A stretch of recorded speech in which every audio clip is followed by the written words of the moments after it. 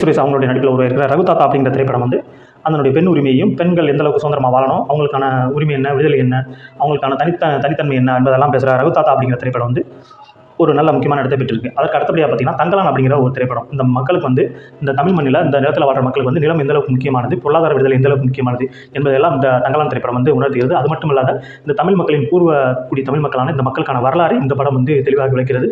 அது மட்டும் இல்லாத நிலம் வந்து எந்த அளவுக்கு இவர்கிட்ட சொல்லப்பட்டது, பொருளாதாரம் எந்த அளவுக்கு பின்தங்கிய நிலைக்கு இவங்க தள்ளப்பட்டாங்க என்பதெல்லாம் எடுத்துக்காட்டு விதமாக இந்த தங்கலான் திரைப்படம் வந்து இந்த பட்டியல் மக்களுக்கான விடுதலை நோக்கிய ஒரு பயணமாக இந்த தங்கலான் திரைப்படம் வந்து இருக்குது. அதுக்கடுத்தபடி பார்த்தீங்கன்னா கொட்டுக்காளி அப்படிங்கிற திரைப்படம். கொட்டுக்காளி அப்படிங்கிற திரைப்படம் வந்து பார்த்தீங்கன்னா ஒரு பெண் என்பவள் வந்து எந்த அளவுக்கு சுரண்டப்படுகிறாள், ஒடுக்கப்படுகிறாள் என்பதை வந்து ரொம்ப தெளிவாக காட்டிய படம். ஒரு மூடத்தனத்தின் அடிப்படையில் ஒரு சில மடமைகளெல்லாம் எரித்து ஒரு முற்போக்கான கருத்தை சொல்ல முற்பட்ட ஒரு திரைப்படம் தான் கொட்டுக்காளி அப்படிங்கிற ஒரு திரைப்படம். அது மட்டும் இல்லாமல் ஒரு யதார்த்த சினிமாவை நோக்கிய ஒரு பயணத்தை நமக்கெல்லாம் இட்டு சென்ற ஒரு திரைப்படம் தான் கொட்டுக்காளி. தமிழ் மண்ணில் உலவுகிற ஒரு மூட நம்பிக்கைகளையும் மடமைகளையும் ஒரு சாட்டையடி கொடுத்த படம் தான் கொட்டுக்காளி அப்படிங்கிற படம் வந்து அதில் வந்து